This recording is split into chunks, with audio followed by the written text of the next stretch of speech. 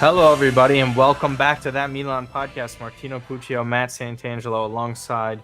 Just want to say thank you guys so much for all the support real quick. If you have not already, please subscribe to the podcast here on YouTube and Apple or Spotify, wherever you get your audio podcasts. We get the full video uploads there as well. Again, like the video, comment your thoughts on the preseason tour so far. If you live in Chicago or New York, if you met Matt, if you really got to either of these games or met some of the players like many people have from Milan Club Chicago. So shout out to Dimo and Nico as well, who did a great job with Milan Club Chicago. And then obviously Franco did a fantastic job with Milan Club New York City with meetups and all that kind of stuff. I believe last night they had Baresi at the Football Factory. Again, I know our good friend Fabio saw him as well. But in the midst of the Olympics, I finally got over the flu and being sick. How are you, Santangelo? Because you've had a hell of a week. Yeah, no, I'm doing pretty well. I don't know if you guys caught, but I impromptu visit for the Friday press conference here in New Jersey. Got to ask Ibrahimovic Pulisic a question, so that was a pretty surreal moment for me on a personal level, professional level as well. And Saturday, I was able to be in the press box and cover AC Milan. I mean, just one of those things that, and I've covered games before, NYCFC, Red Bulls, MLS games, other teams, but to be able to cover the team that you and I love, that have been creating content for years around. You guys can see, the photos I posted. Just a real big personal moment for me. It still hasn't sunk in yet. And I just want to thank everybody, Martino, including you, that made this possible. I mean, this is an exciting time. So everyone No. But it's an exciting time to be creating content, and without the ability to create content and for people to support that, I find it difficult to have been able to ever arrive at this point. So yeah, it's been a great week for me, and as a Milan fan, it's exciting. We're going to talk a lot about what's going on with the transfer market this episode, but 2 wins in the U.S. tour as well. We got one more match. It's the 2 best teams in the world. So the back-to-back UCL winners. I know the squads are, but yeah, it's been a great moment for me. Yeah. All kudos to you. You deserve all of this. If anyone knows you or has worked with you, so this is great for you. Unfortunately, I've been working the Olympics like crazy, so I wasn't able to do anything. So almost every single time someone updated me, messaged me, come on, you got to do this, do that. I can't do anything. I can't. But I hope you're all enjoying the Olympics at the very least, because I've been working every day nonstop. So with that, we still had time for a podcast, and a lot of stuff has kind of happened. And the biggest of news was that Pavlović finally signed for Milan. We'll get into some of the pictures. He really was Tonali-esque with his arrival to Newcastle with Pavlović to Milan. Just zero smiles, but all the excitement in the world for this move. This one gets done with 18 million plus 2 in bonuses. A grand total of 20 million. Take it away, Matt, because I need water. Yeah. So, 18 million plus 2 million in bonuses. It looks like the reported wages net per season for Pavlović are going to be somewhere around 1.8 million euros for a 4-year contract with an option to extend for a further year. And, when you see these figures, when you see these amounts, it's very refreshing in a way, because while Pavlović may not be the finished product, and we had, Nemanja on the previous episode to break down everything Pavlović. That's why we get the experts on the player. So shout out to him, and go check out that episode if you want more in-depth detail on the player. But for us to get a player of this caliber that has 6 years of first-team football under his belt at only 23, it speaks to the fact that while he is still very young, he is experienced. He's not some sort of young individual that is just coming up and breaking through. He's played Champions League football. He's played crucial games in Serbia for Partizan. So this is a player that I think, given his age, given his experience, given the need he fills for us in the immediate, he's a player that's going to grow with this team. And I think that's become a little bit of a theme with a lot of the acquisitions that Milan have been bringing in over the past 2 summers, is they're getting players that, when you look at the core of this team, the players are 25, 26, 27, 24. They're in that sort of age where they've had a couple of years under their belt, but they're ready to hit their prime top years. Yeah. And I think with Pavlović, what I think with, Fofana, if that deal gets over the line, he's 25. You start to kind of see that everyone's in that same sort of age bracket where the project is heading in a direction where you could have a sustained group of players that are in their prime years at the same time, which I think is a very important thing that not a lot of people are talking about. So this is a player I like. I like the fee. I like the fact that he's going to come in and give us a little bit of a different profile. Left-footed, can carry the ball at the back, aggressive in the air, 6'4", which we've always talked about is, we need more towering, aerial, strong players. He's great aerially. He's one of those. So with Pavlović, I think this is has all the makings to be a slam dunk acquisition for the money. And I think it's, it's been a long time coming, but we got that key central defender that we've been asking for this summer. Yeah, absolutely. I mean, if you just look at the wages alone, the fact that he's not even making €2 million net per season is just absolutely insane. He's making less than what Caldado is making. Less than half of what half of. Well, that's what I'm saying. Like he's making, it's just, of course, and that's wage allocation. Yeah. And even if you're talking about fees, right? If we want to stick on that for a hot minute, we're talking about 33 million between two players and Pavlović and Morata so far. So you're still 17 million off of the 50 million that you got just for qualifying for the Champions League. And a player that, if you looked at what if you buy into the valuations and transfer market, this is a player, given the age, given the experience, given the demand for his position in the market, was looking to go for somewhere around 25 to 30. Yeah. Slash out, you're getting for 18 to 20 at the most, which people can say whatever they want about Furlani and this management and how they sort of drag out negotiations, but Milan got a deal on them. Just because you have the money doesn't necessarily mean you need to just go out there and say, let's just spend it, give them what they need, let's get this over with. Furlani has spent irrationally, irresponsibly, and you get into positions like we did years ago where we were spending 35 to 38 on Andre Silva and some of these other players that didn't pan out. 35 is that magic number for flops. Yeah, a good young defender at this price with 3 years still under contract with Salzburg. People forget that too. This isn't a player that's on a 1-year contract expiration like Fofana is. Was supposed to expire, I think, in 2027 with Salzburg. So you're getting a player that was under control for quite a bit of time, and you're getting him at 20 million. It's a fantastic move, and I find it hard to believe that those people that are saying this move doesn't wow me, or it's not something I'm like too excited about. I think you're just looking for ways to diminish and look down on what Furlani and some of these other guys are doing. I'm not the biggest Furlani fan, but the fact of the matter is I look at deals like this in one-off. Objectively, it's called objectively one-off. You look at the deal. Was this a good deal? Yes or no for the money, for the value? Because I don't give a damn. I don't give a damn who makes these deals. Yeah. What I care about is are Milan improving, and I think this is a sort of deal that clearly helps them. Yes, and I think if there's a lot of agenda-driven stuff between people who overly love some of these moves or overly hate some of these moves. The goal at the end of the day is to make Milan a better squad and to compete for the Scudetto. I don't see how this negatively affects them. So for anyone who's just been bizarrely upset, it's just calm down, guys. Can we let things play out? Okay. So with that, it's a nice signing to have. Fonseca spoke highly of him and basically spoke on how much he liked him as a player. And again, guys, we'll see. You have to be patient. Some of these guys, he's not going to be starting right away. We will make that a point. He's probably going to make some mistakes, as Nemanja had mentioned on the previous podcast, which we urge you guys to listen to. And again, if you want more information on him, that's where you go. So moving on, because we are kind of pressed for time today. Preseason tour, as we have mentioned, New York, Chicago, and I think Vegas is the last spot against Barcelona, which would be the final game before everybody heads back. Huh? Maryland, geez. I don't know why Vegas. I think Vegas was last year. But yes, Maryland, because our good friend Torgrud is going to be there for that one. So shout out to him in the Sempre Milan podcast if you guys haven't listened to that already. Miguel was at the game last night, by the way. Yes, Miguel was there. Timo was there. The night before, so. Yeah. And you were there prior to that. Miguel took a picture with Chukwueze. He's super hyped. I was talking to Miguel about that. Miguel EJ is great. He's been on the channel before, been on previous things. He's a great follow if you guys haven't seen him already.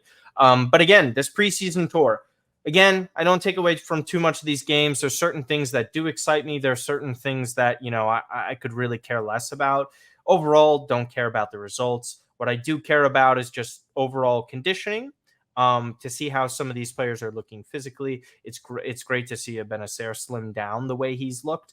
It's also great that there aren't too many injuries. Unfortunately, we had a freak accident with Sportiello in the hotel room. Somehow he hurt his hand, and one of the ligaments in his finger.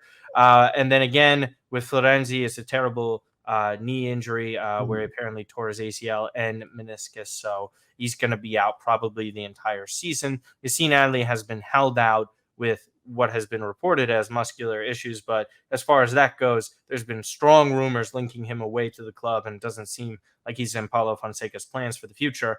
And with that, I'd just like to make a quick note real quick. This is just something that I need to get off my chest because I haven't been able to talk too much. People are already trying to jump down my throat about this, me blaming Pioli for muscular injuries and soft tissue injuries, which was something that has been proven over time that it was really bad underneath him. And just so you geniuses know out there, and this is for the Milan addict and all these other doctor guys that think they know what they're talking about. When you have reoccurring soft tissue and muscular injuries, like where guys constantly get hurt with their groins and their hamstrings and their calf muscles that constantly keep them out for an extended period of time, a la Mike Maignan, Noah Okafor, Benacer, okay? That's not the same as slamming your hand in a hotel door. It's not the same as tearing your ACL in a freak injury. Like, these are completely different things. If you don't understand and grasp that, then you aren't smart enough to understand what's happening. And that just proves that you're fueling an agenda behind that, okay? I'm not here. I don't dislike Stefano Pioli. I love Pioli. I love what he did for the club,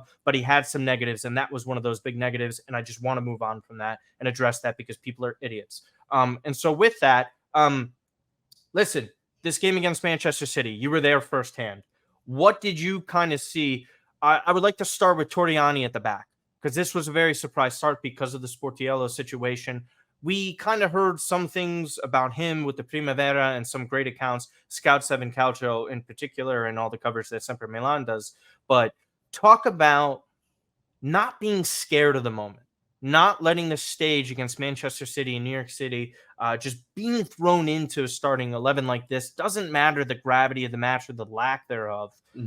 Just to start for Milan in a game and be a goalkeeper, it could be nervy. And Torriani on television didn't seem to be that way. What was your takeaway in person?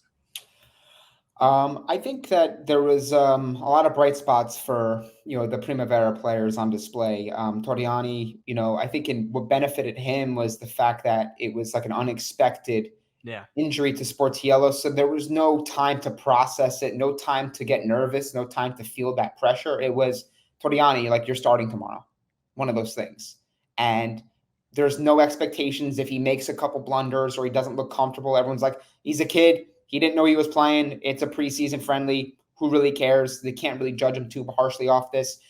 He went into the game, and the way that we wanted to play, either Rapid Vienna and in this game specifically, it seems like the vision for Fonseca is there. It's starting to kind of show itself within this group, no matter who is on the field. Now, obviously, we can't take everything away from this match and use it as the standard of what we should expect on a daily basis, because a lot of these players are not going to be starting on a regular basis. Some will, Tomori, we didn't see, a complete B team. We saw typical starters for Milan, but a mix, right? So I thought that Torriani handled himself extremely well, with the ball at his feet, looking very calm against a team that likes to press, likes to get after the keeper and press the issue. I thought he looked really good there. The Primavera players like Liberali, who looked really good, in the two games. He came on and played a little bit versus Manchester City, but you can tell a lot about a player too. And I know it's not just a football specific thing, but you can tell a lot about a player when you watch them live. The way they train, the way they read the game, they pick up the ball, because when you're watching, there's distractions, right? You got the commentators talking, and sometimes you're not really like focused and honed in on a player. I saw this with Messi when I went to see the Argentina-Canada game, and it's like, we all know Messi's a fantastic player, but like I was just so fixated on him, like, all right, where is he going? Where is he going to be? And then boom, he shows up. So you start to kind of look at those things from a player like Liberali and some of these others. Is how do they find themselves into the game? Do they look lost out there, more so than anything they're going to do on the ball? And Liberali looked very good. Toriani looked very good. We saw Camarda yesterday get maybe 5 to 7 minutes, give or take. Yeah, he got subbed on in the 86th. Cuenca, right? So it's great that we're seeing a lot of these players get that exposure. Now, some of them are maybe a little bit further along than others. Some players look like they're punching above their weight. We know Liberali looks like he's a player that, people are thinking at some point he's going to play with the first team this year. Camarda got a little bit of burn last year, didn't really play that too much at all. But I think there's players that people can be excited about. And I think it really bodes well for what we're going to do in Serie C with this Vittorio team, because, this is you can make a case that there's a lot of players here that can potentially define one of Milan's best eras in recent memory for their youth sector, which has struggled to usher along players to the first team. So I know it's friendlies. I'm not taking too much stock into it, but I do think that, there are some pieces here that I think can translate over to the next level. I think it says a lot because these are professionals. When these are Primavera kids coming up and physically not outmatched, for the most part with Liberali, I would like to say Bakune last night struggled, but he's not further as long. He's not as highly rated, but just the Nasti looks kind of out of place sometimes. But that happens with young players. I like that Fonseca is giving some of this confidence into some of these guys, just saying, "Hey,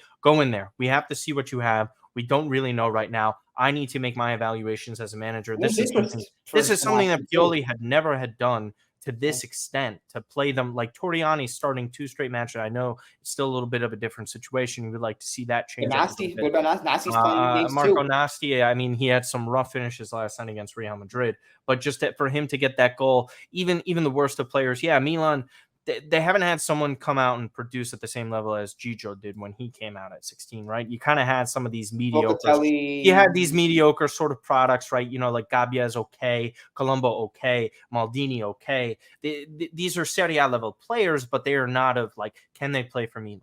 That's the most important thing, right? Because you want to see something like that. And truthfully, Gabbia just seems like a squad player. And squad player as an Italian is okay. Pobega, as well, has been somebody that has proven himself in Serie A. To the extent you see someone, and I just want to talk about this because this guy right here, okay, I'm not getting too overhyped about preseason. And some idiots, again, in my mention, shocker, act like this. There are certain things that I like to see. I like to have checklists for preseason. Number one thing that does not matter, results. Results are irrelevant, right? We'd like to see conditioning, lack of injuries, cohesiveness on some level. Doesn't have to be perfect chemistry, right? But some sort of cohesion. We kind of saw system looks good. Some of the seeds of the plants that Fonseca had planted here, right? So you can kind of see those buildups. We saw Milan post that kind of video where they had all those passes leading up to that goal. People hate it. I don't give a damn. Just get over yourself.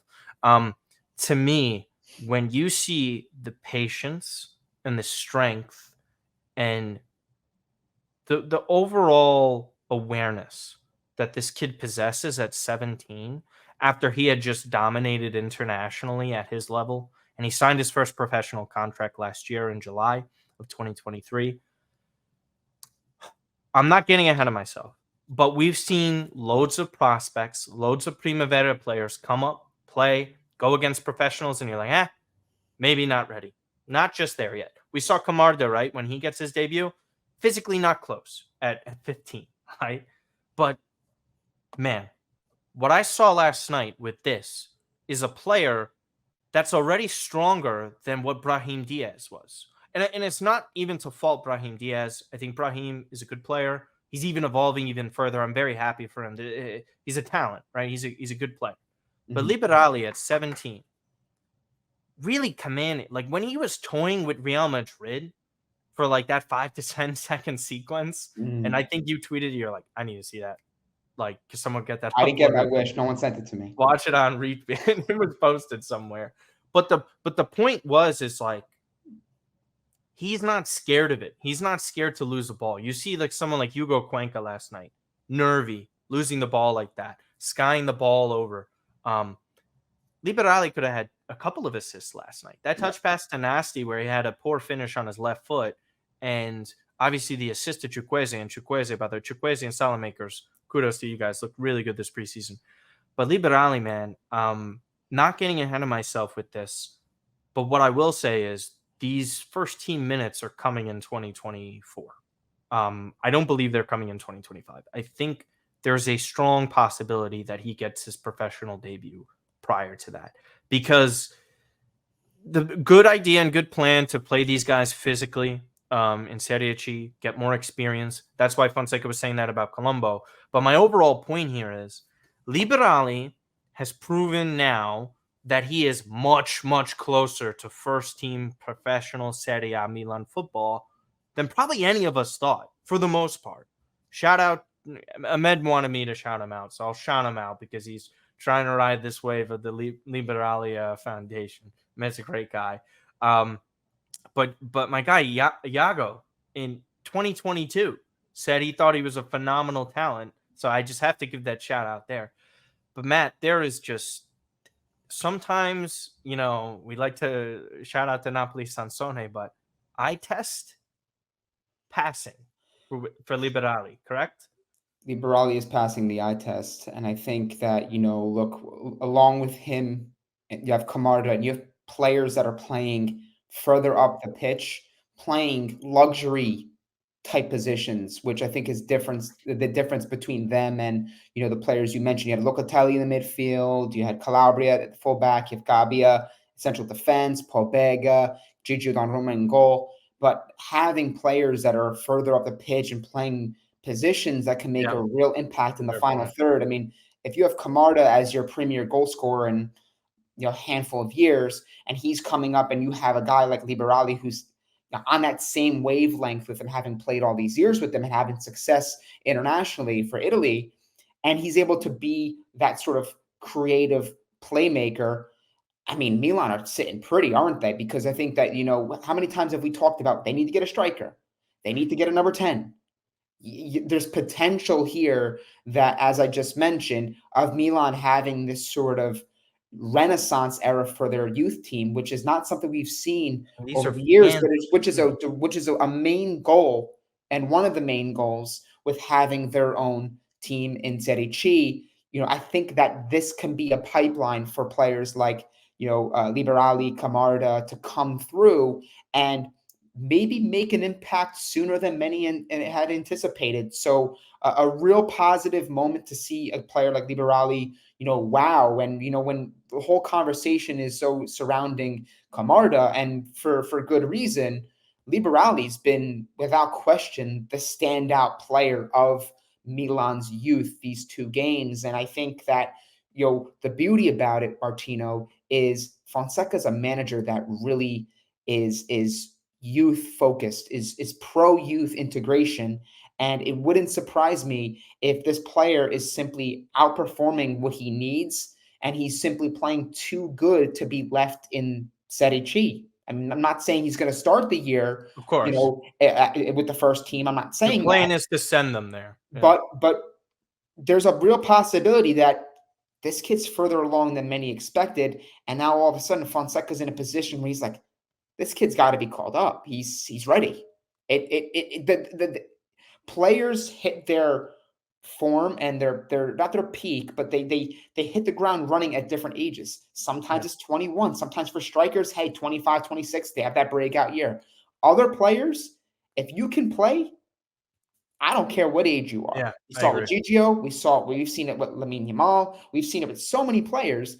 If you can play, you're going to play, period. I mean, Juve were doing this past year, and you got to give kudos to them. I mean, they're throwing these. It's baptism by fire. You're trying to find out what you have and what you see, and that was always for me the biggest frustration with Stefano Pioli, because I respect what he was doing. He did a great job, but like this is where the Fonseca thing comes into play here, and I just think that Milan integrating this plan and making so much sense with how they're going about it, like they could call up guys back and forth from Futuro and this Milan squad. Like, that is not going to be an issue. That is a thing that they could do. And again, who knows? Like, prior to, like, for example, right? So if they were to go with a 4-2-3-1, their options would be he likes to try Pulisic centrally with Chukwueze. They were linking up, chemistry looking pretty good yesterday. We saw a little bit of it. I forget the game that they were playing in Serie A towards the end of the season where they linked up. I Is it believe Verona? it It's might not have been. Verona. I'm drawing a blank on it. Frosinone, I could Verona. go pull it. I could go pull it up. But the word, and this is what I was like saying. Like, we have to give it a try. I'm not saying we have to do or not do this, but I think it would be very beneficial for Milan. It could have been Cagliari. I think it was Cagliari. Oh, Um, had Reinders essentially as the 10. Either way, I think that this is beneficial to Milan because now Fonseca has a better idea of what's happening here. mm. And you know what? It matters on some level. The season starts in 2 weeks. We're not like we're talking about, oh, this is early July where we're playing like 3 20-minute halves at Milanello against some Serie D club. This isn't that case. These are top teams who are ready to start. It's not something you go completely off of, but it's just when you see so many games, you see so many players over the years and so many moments, you kind of get a sense of who is ready and who isn't. And this kid does not seem scared.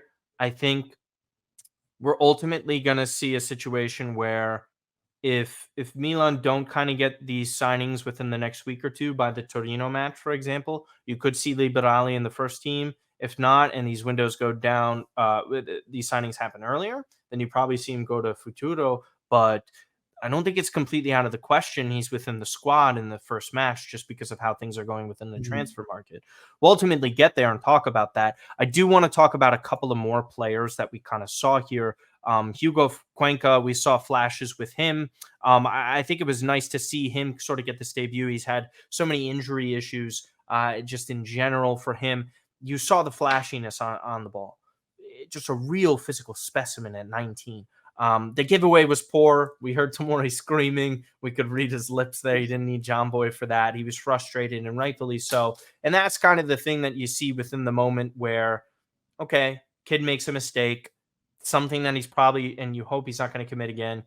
And I would also say Jimenez, it was great to see him. This kid's playing on the left. He's playing on the right. And man, thank God Salamaker's got a new barber because it was kind of hard to tell apart these two, like we mentioned months ago.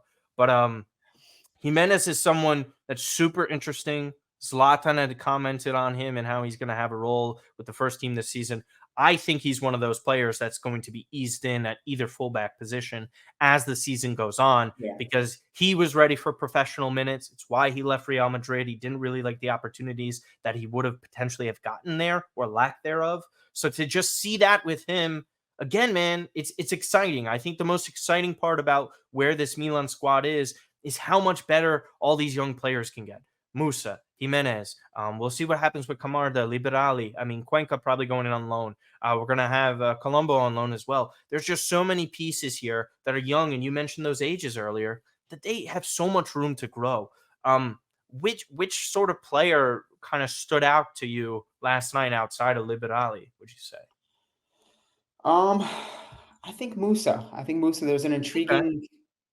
There's a player there for sure. I mean, I Yes. know that he was with the team last year, so I guess if you're looking for a player that was a young player, Primavera player, it's Liberali. But I think that Musa is he's kind of getting a little bit lost in the conversation here because we're going on year 2 with him. He didn't play a ton last year. He played a lot of times out of position. He was rotated in and out. He didn't get that consistent run of matches to really show what he's capable of. But this is a player that's 21, 22 years old. And I mean, I think that the on the ball strength, the ball carrying forward, he had a couple good sequences these past couple games. So, I mean, I think that there is definitely a player there. And I think that, amidst all the conversation regarding, departing players in the midfield, players that, Fofana, Samardzic, and all these other guys, I think that Musa is one of those players that fans cannot forget about because Milan did spend a significant sum on him or to bring him in last summer. And while we didn't see, I think the best version of him, I don't think he had the was afforded the opportunity to show it as consistent as people would have hoped. I think there's a real player there that really just sort of, as the conversation we had with Franco a couple weeks ago, to expand on that depth. I mean, if you're looking at Adley leaving, you're looking at potentially Pobega leaving, which looks like Adley's the odd man out. Pobega could potentially stay.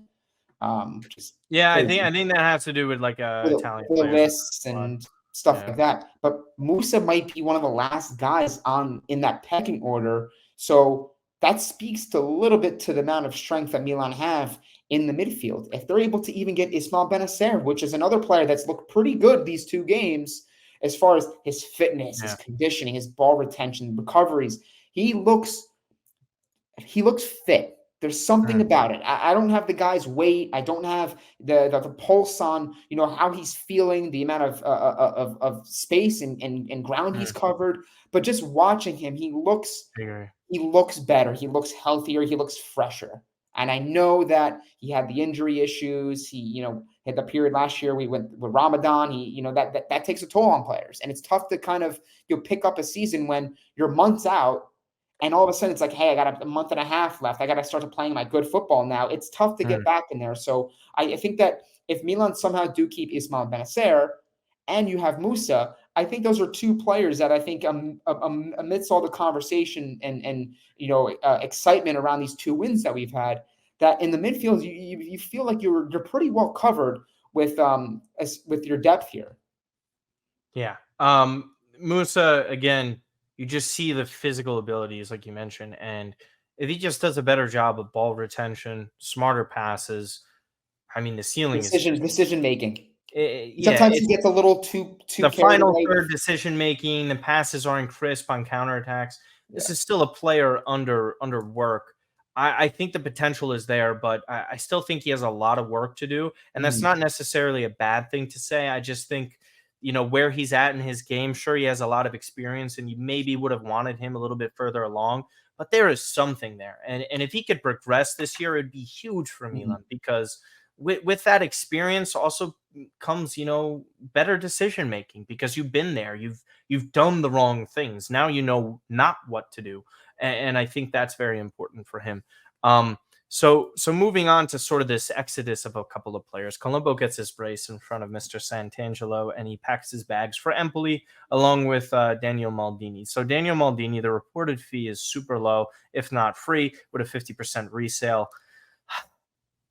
Start with the Maldini one, and then Colombo is a loan with option to buy for Empoli, but there's a buyback clause for Milan.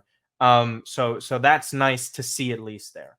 For me and Daniel Maldini, I would say I don't think there was a place for him within the squad. I think a loan for him and an extension of his contract would have been nice. I think there is a Serie A player in here. Do I think Milan level standard? Well, we don't know.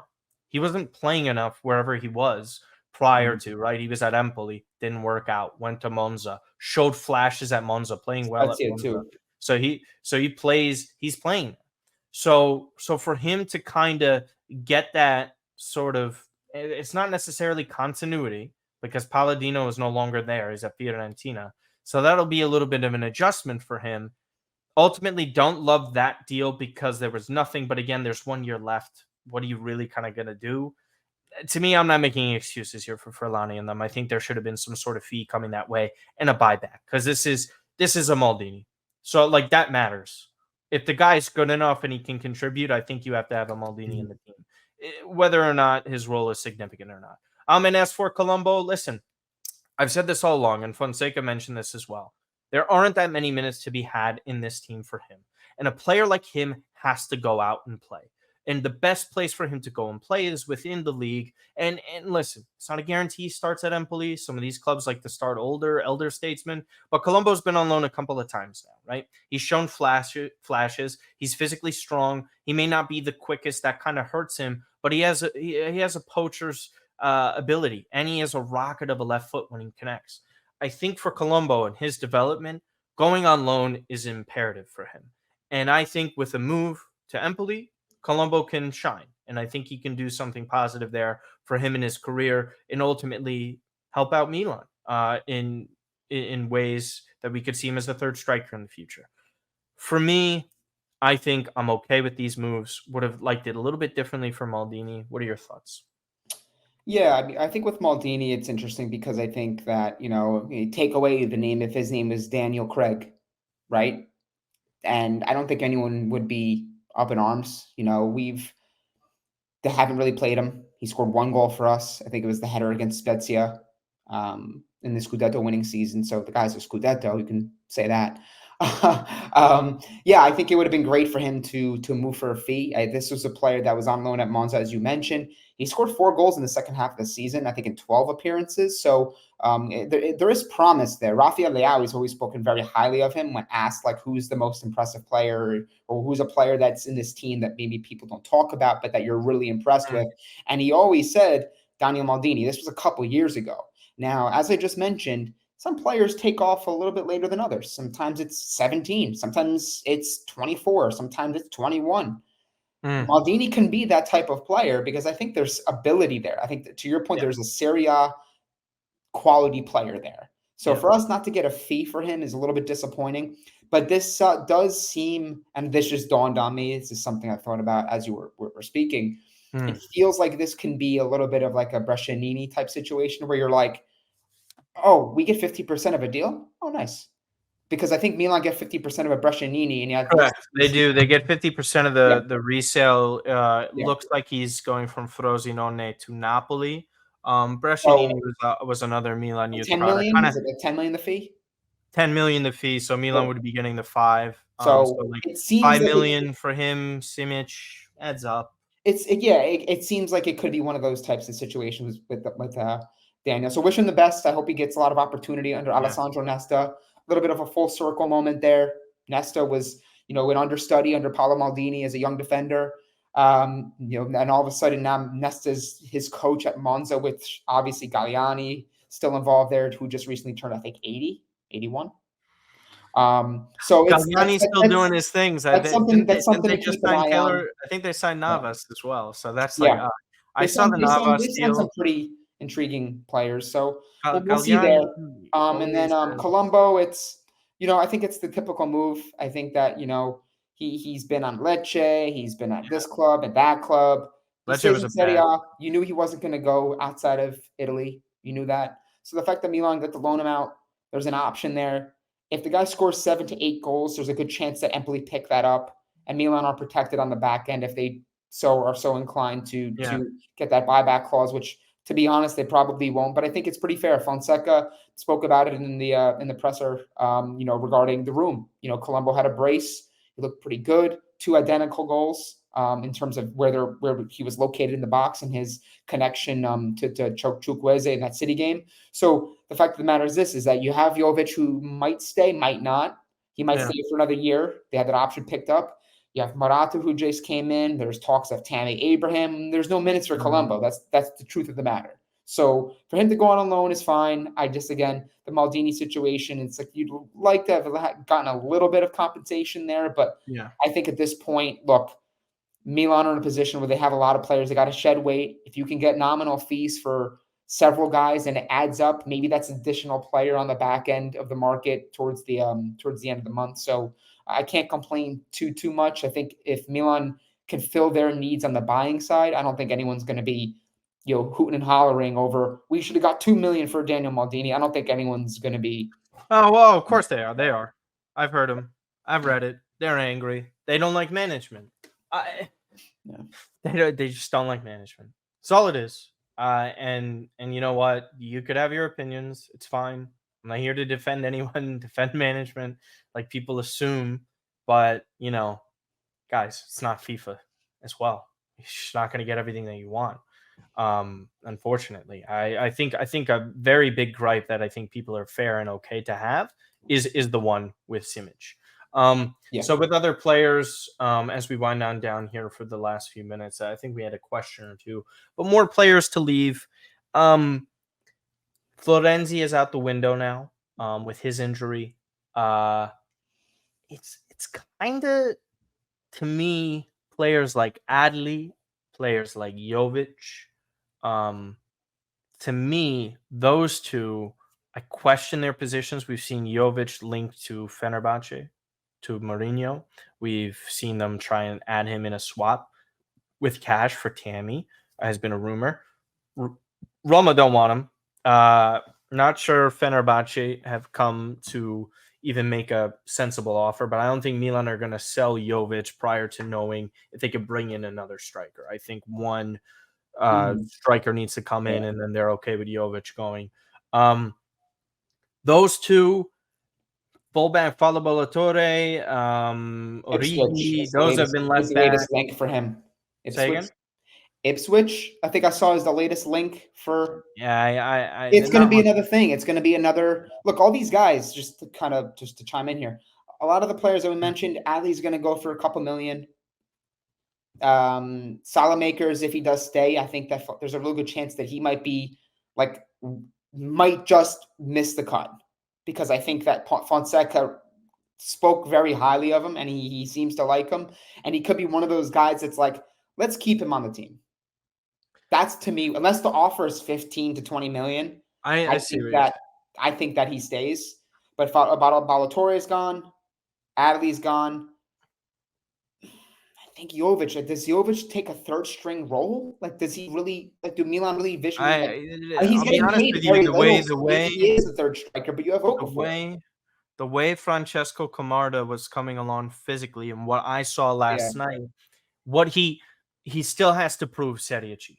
Yeah. I think he still needs to prove more. Yeah. And this is someone who's a big advocate of him. I'm a big advocate of youth players coming up. I want to see them play. They're still not guarantees, right? We don't know what they are. No. We could like them. They're great prospects. This isn't Hachi Mastor. Mastor, if you've seen clips of him, in hindsight, I was like 16. I was like, oh, this guy's great. It wasn't. You saw some of the moves. It was loose control. He's juggling a ping pong ball. I'm sitting here saying to myself, I was an idiot. We all got kind of duped. Okay. But with that, you need to sell some more of these guys. I'm okay with it. I don't see a center back going. Someone was like, oh yeah, now Chaw and Tomori, one of the two are definitely gone. It's like, no, it's not. What are you talking about? An injury crisis not too long ago. Kalulu, we just lost a right back. We'll see what happens with Emerson Royale. He comes in. Rumors of Calabria and a potential swap deal for Tammy Abraham, by the way. Don't know if Roma are going to do that, but if DDR is pushing for them, they have. There would have to be an extension, though. There would have to be a signing of a new deal and then the move, like a loan with option. Well, see, the Freakins have some cash. We might need to talk to our good friend John Solano or Wayne Gerard about this. But John's a little bit more tapped in on the insider side of things. John's great. Go and check that out. Go and check out Wayne, guys. But yeah, that's pretty much it. I see with the Yassine Adley stuff, it's mostly Saudi. Yassine doesn't really have a place in what Fonseca's plans are for what he brings characteristically, right? Not a deep lying playmaker that is great physically, that could recover balls, that we're going to need someone to protect the front of the defense. He's not that sort of defensive player. He needs to be protected. He needs. Yeah, and he's not great box to box. He's not a great. Passing wise, I think he's really good in terms of final third and technical ability. I like him, but he's not number 10.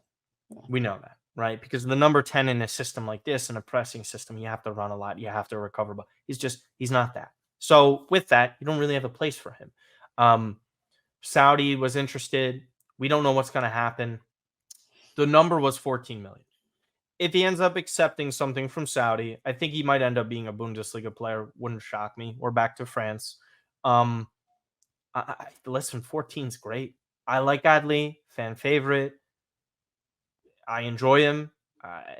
Just being realistic, though, it's like there's no place for him for minutes. There's no place. It's just what's best for Milan in this situation. I think it's making money off of a player like this. Yeah. So yeah, with that, we'll see what happens. By the way, third goalkeeper choice that we're apparently bringing in. Have you seen? Yeah, Scuffet. So I believe, I forget the Italian. It could have been Dino Zoff, actually. Legendary Italian goalkeeper Dino Zoff said at the time it was Meret, Scuffet, and Donnarumma. I don't know if you remember this. Yeah, they were all Scuffet was at Udinese and Atletico Madrid wanted him. Yeah, and they were like, Scuffet's better than Donnarumma. I don't know what people see in Donnarumma. He's got his flaws, but clear cut Donnarumma's the best. Donnarumma is the best Milan youth product we've produced since, dare I say, Maldini? Probably. He really was. I mean, like, what the standard and players that we have produced, like, I can't, unless I'm really missing somebody and you're like, oh, doy. I don't think so, because there Giacomo wasn't any, Beretta, huh? Giacomo Beretta, Alberto Peloschi. Pavlović had one of the best debuts you could ever have. So Cristante, not that bad. He had a good debut. He scored. I don't think he scored in his debut, but when he scored his first goal, it was Kaká's 100th goal for Milan. That was against Atalanta. And everyone was like, "Oh, this guy's the next Kaká." Here we go. That's Pulisic, bro. He's a midfielder, didn't you know? Now Pulisic would be playing a midfielder this season. Anyways, guys, we're winding on down to the end of the podcast here. We're pretty much just going to wrap it up. Pretty quick one. We'll try and get next week as well. We appreciate you guys so much. It really means a lot. We love the support. Puts Matt into positions like that. Get us to 4,500 subscribers. We're about 9 away when we're recording this episode. So again, shout out to guys like Franco from Milan Club New York City for doing a phenomenal job. We loved having him on the podcast. We love his insight. We love everything that he does for the club. People like him and everyone else at Milan Club New York City help grow the club.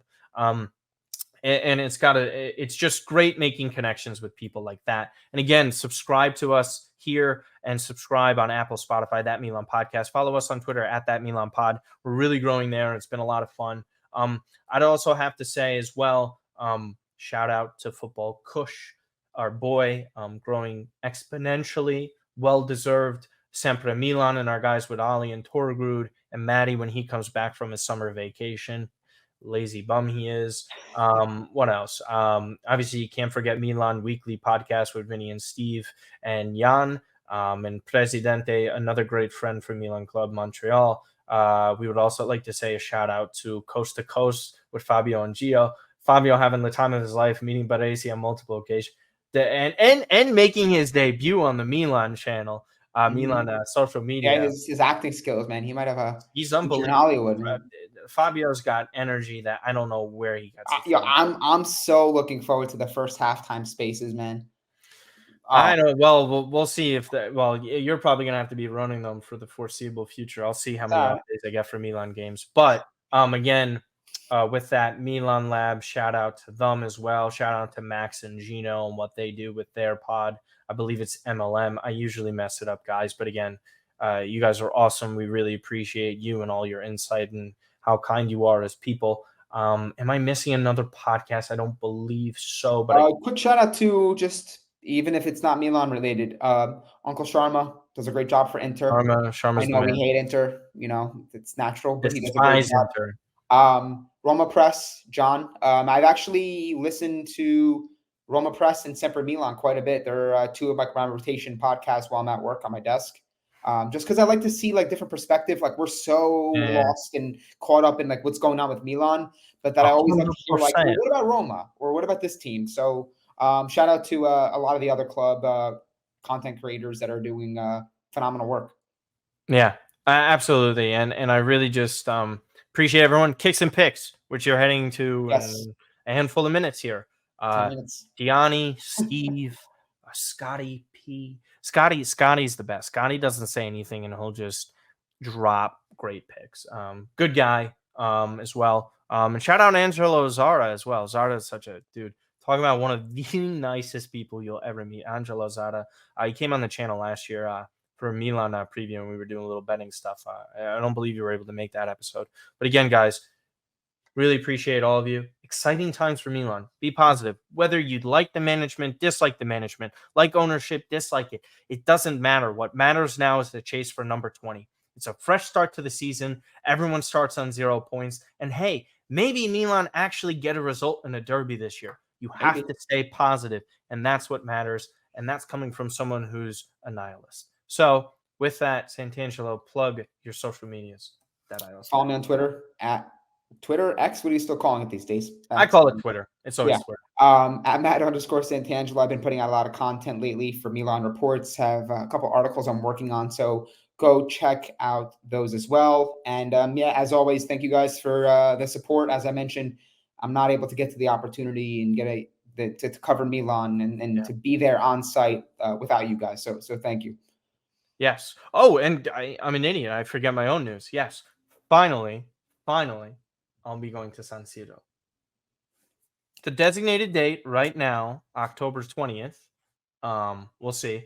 But I'm still going to be in Italy for some time with my mother. I'm just excited. I don't even know like what's gonna happen. I'm a lot older. I get that. I haven't had the opportunity to go. It's been frustrating. Talk to Sabrina. Sabrina just got back. She went to Milan. I mean, Yeah.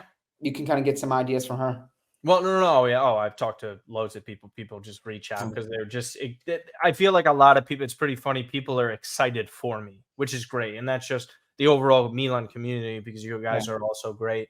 So it's just the team has just been watching for, shit, man. It's over 20 years now. That's how long it's been just to be able to get there and play against Udinese, which is the funniest team I could have selected and gone to. You're gonna hate watch that so much, man. You're hoping I'm like gonna hate it, 7-0. but there's still not gonna be anything that I'm sure would compare to that experience that I'm going to be having. So again, thank you guys so much for all of your support. Again, listen, follow. Other than that, we will see you next time. Bye.